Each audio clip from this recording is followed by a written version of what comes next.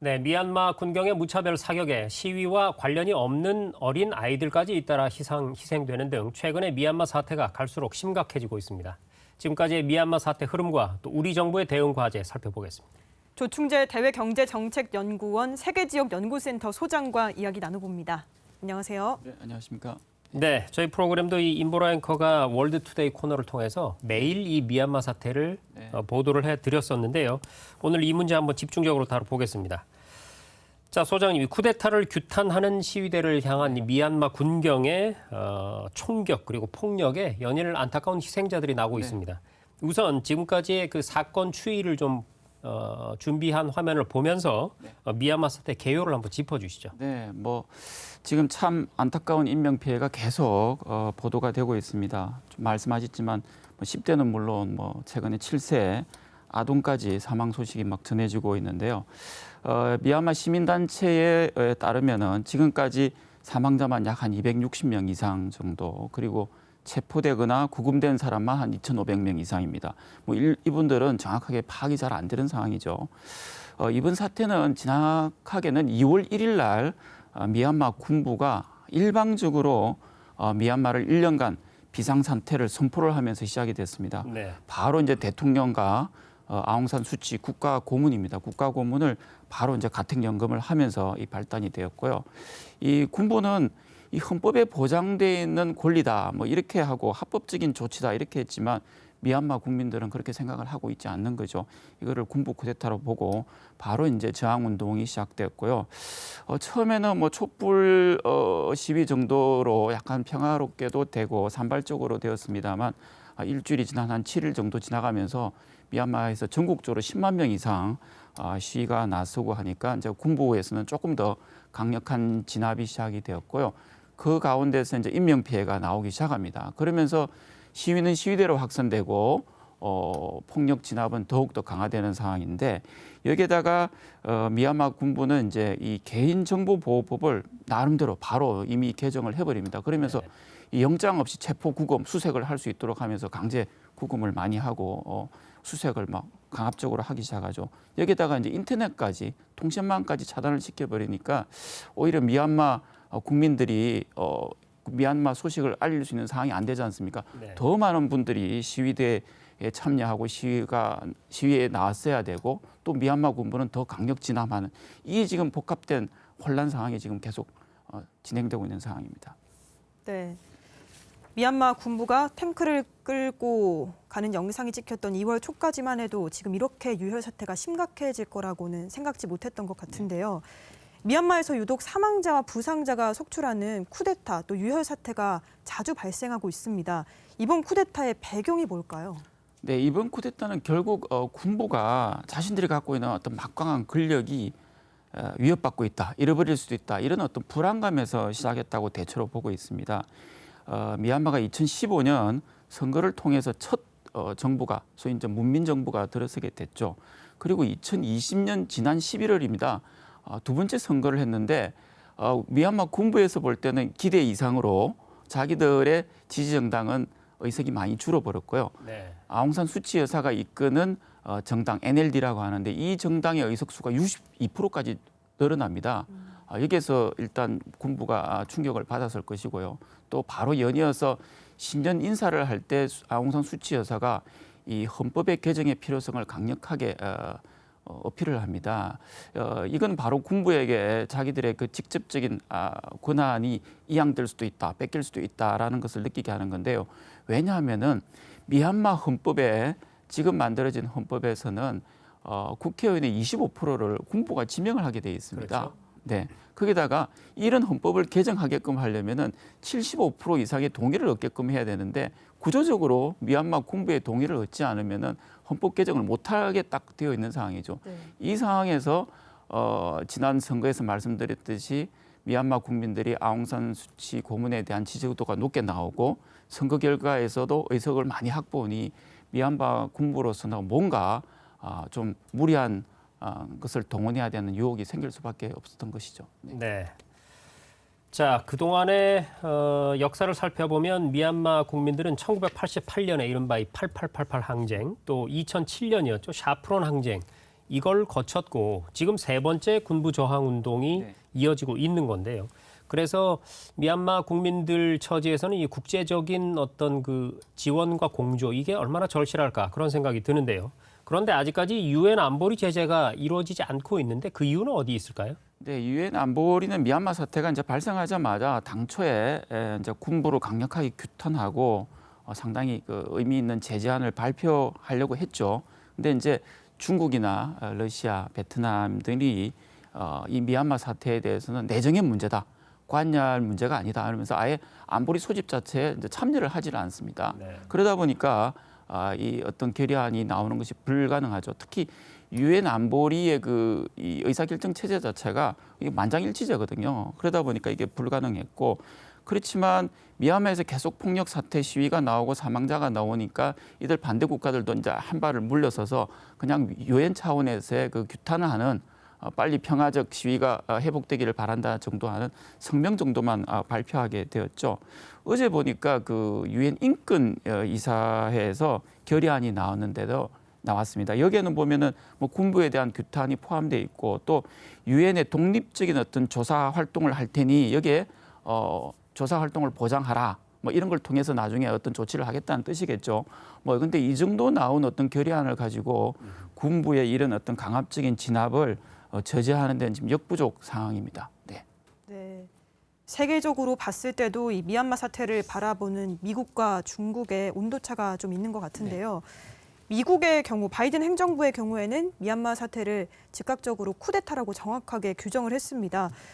근데 오랫동안 미얀마와 교류를 해온 나라들이 있지 않습니까? 일본이라던가 이런 주요국의 제재 움직임은 어떻습니까? 네, 미국은 유엔 제재가 뭐 좀 실효성이 없는 상황이죠. 그렇지만 나름대로 미국은 자체적인 어떤 제재 조치를 지금 계속 취하고 있습니다. 앞으로도 계속 나올 가능성이 있는데요. 우선은 미얀마 군부 인사들 그리고 미얀마 군부는 특이하게 이 군부가 소유하고 있는 기업들이 공개된 것들이 있어요. 한 100여 개 정도 있다고 그러고요.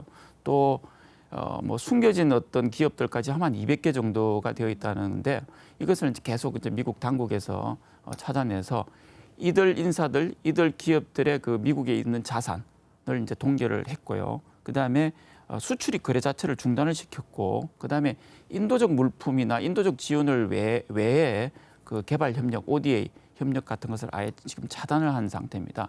일본도 비슷한 조치를 했는데요. 조금 이렇게 미국이 취한 것처럼 자산 동결이라든지 수출입 거래 중단을 하는 이런 어떤 직접적인 조치보다는 일본이 미얀마의 최대 ODA 지원 국가입니다. 지금까지 약 한 19억 달러 정도 지원하고 있는 것으로 파악되고 있는데요. 뭐 중국도 최근 많이 지원하고 있습니다만 중국의 지원 규모는 알려지지가 않은 상태거든요. 그래서 사실상 일본이 가장 많이 지원하고 있는데 일본은 지금 개발 협력을 중단시켰 상태입니다. 네. 네. 자, 경제적인 쪽으로 얘기를 좀 돌려볼까요? 미얀마는 사실 아시아의 마지막 신흥 시장이다. 이런 이미지를 가지고 있지 않습니까? 하지만 이번 사태로 인해서 또 크나큰 경제적 타격을 피할 수가 없을 것 같은데 말이죠. 어떻게 전망하세요? 네, 이 사실 2월 초까지 그러니까 이 쿠데타가 발생했을 초기에만 하더라도 좀 여러 가지 시나리오가 가능했고요. 또 긍정적인 시나리오도 가능했습니다. 어떤 것이냐 하면은 이 군부가 1년간 비상 상태를 선포하겠다. 그러면서 1년 내에 총선을 통해서 수립된 정부에게 정권을 이양하겠다. 뭐 이런 내용들까지 같이 발표를 했거든요. 이렇게 되면 당연히 군부는 나름대로 이 친군부 성향의 그 정당들을 지원해서 총선 준비도 해야 되는 것이고요. 또 미얀마 국민들이 원하는 여러 가지 정책, 개혁 정책, 특히 이제 경제 분야에서는 좀 더 시장을 개방하는 정책, 뭐 이런 것들을 펼 수 있는 상황이었죠. 뭐 그렇게 또 그런 시나리오가 가능하다고 기대를 했지만 지금 상황에서 보면은 뭐 이런 것들은 너무 희망적인 기대고 오히려 지금은 조금 극단적인 최악의 시나리오로 흘러가는 상황입니다. 군부는 더 강력하게 진압을 하고 있고 미얀마 국민들은 또 더 많이 거리에 나와가서 시위를 하고 있고 뭐 이런 어떤 극도의 혼란 상태가 계속되고 있어서 오히려 긍정적 시나리오보다는 부정적, 최악의 시나리오 쪽으로 더 가까워진 상황이고요. 물론 이 가운데서 국제사회의 노력이라든지 뭐 군부와 시민단체 간의 뭐 협의 등을 통해서 뭔가 좀 개선된 상황이 나올 수도 있겠지만은 이거는 그야말로 좀 지금 상황에서는 기대하기 어렵습니다. 그래서 말씀하셨듯이 국제사회가 이 미얀마 사태에 대해서 조금 더 적극적으로 개입하려는 어떤 노력과 자세 이게 지금 무엇보다 절실한 것 같습니다. 네. 우리나라에서는 문재인 대통령이 아시아 정상 가운데 가장 먼저 미얀마 당국의 대응을 규탄했는데요. 정부 차원의 제재도 이루어지고 있는 상황인데 이렇게 한국 정부가 독자적으로 타국에 대해 제재를 가하는 건 또 이례적인 일입니다. 외교적으로 또 경제적으로 어떤 영향이 있을까요? 네, 아주 이례적이죠. 그런데 우리 정부 특히 이제 우리 문 대통령 입장에서 보면은 그동안에 많은 대외 정책이 있지만 가장 대표적인 대외 정책이 그 신남방 정책 아닙니까? 네. 이미 뭐 현지에서도 그렇고 국제적으로 또 국내에서도 신남방 정책에 대한 좋은 평가를 받고 있고요. 이미 미얀마를 포함해서 아시안 10개국을 직접 다 방문을 다 하셨습니다. 그리고 신남방 정책이 또 다른 정부가 추진했던 정책보다 좀 더 진일보한 것이 뭐 기억하시겠습니다만 3P 비전, 특히 이번 미얀마 사태는 사람, 피플, 그다음에 또 평화, 피스에 직접 반하는 사태가 지금 발생했거든요. 그러면서 인명 피해가 계속 확산되고 있고 사회 불안 때문에 미얀마가 지금 올스톱이 된 상태 아닙니까?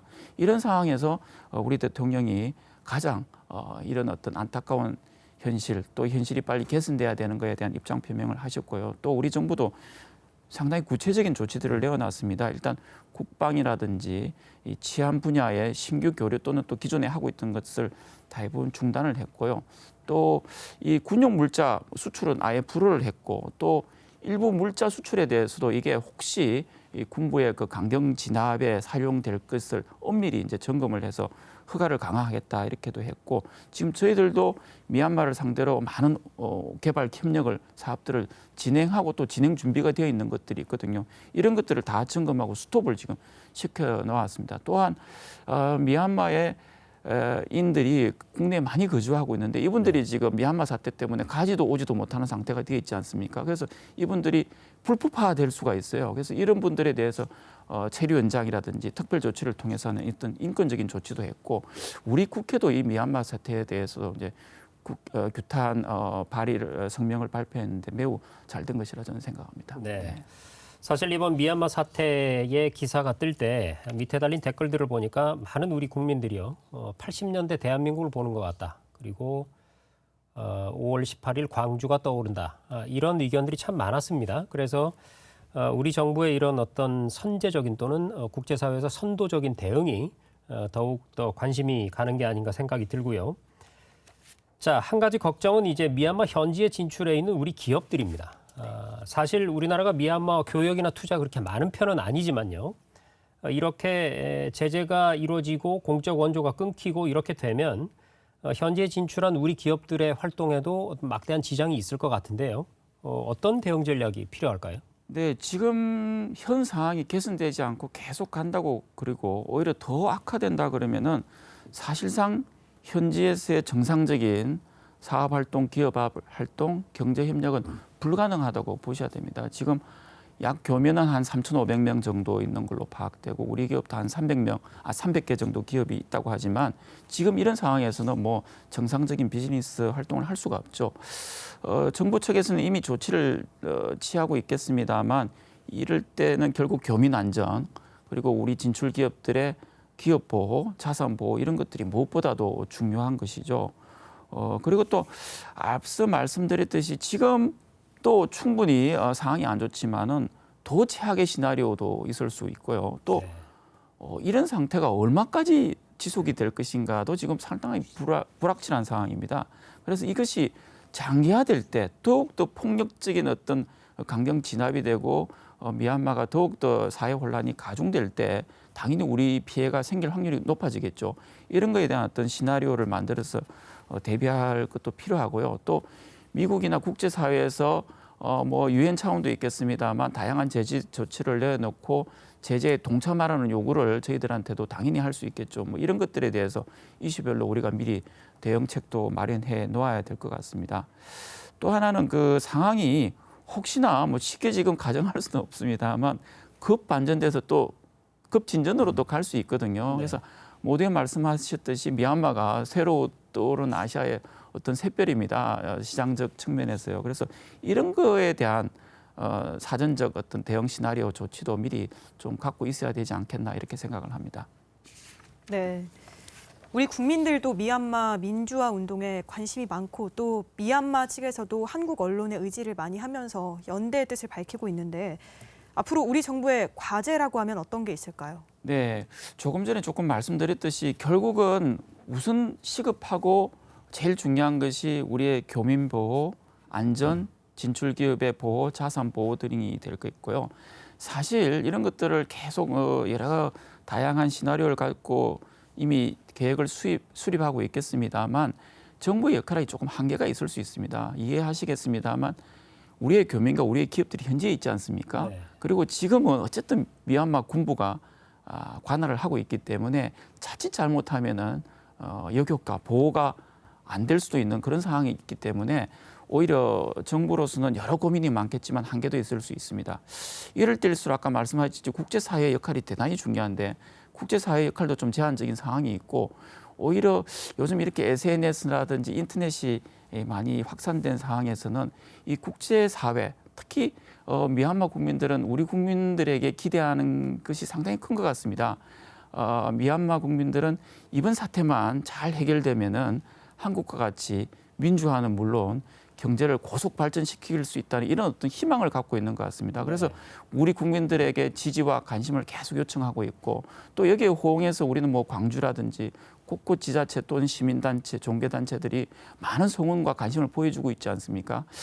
이럴 때 우리들이 좀 더 많은 관심을 가져야 될 것 같고요. 무엇보다도 2015년 문민정부가 탄생해서 5년 만에 지금 이런 사태가 되었습니다. 5년 만에 문민정부가 사라질 위기가 지금 미얀마에 있거든요. 이런 일이 생기지 않도록 미얀마 국민들은 물론이고요. 우리 전 세계 시민사회가 좀 더 연대해서 관심을 많이 갖고 성원을 해야 될 것 같습니다. 네. 네, 잘 들었습니다. 지금까지 대외경제정책연구원 세계지역연구센터 조충재 소장과 얘기 나눴습니다. 소장님 오늘 말씀 고맙습니다. 네, 고맙습니다. 감사합니다.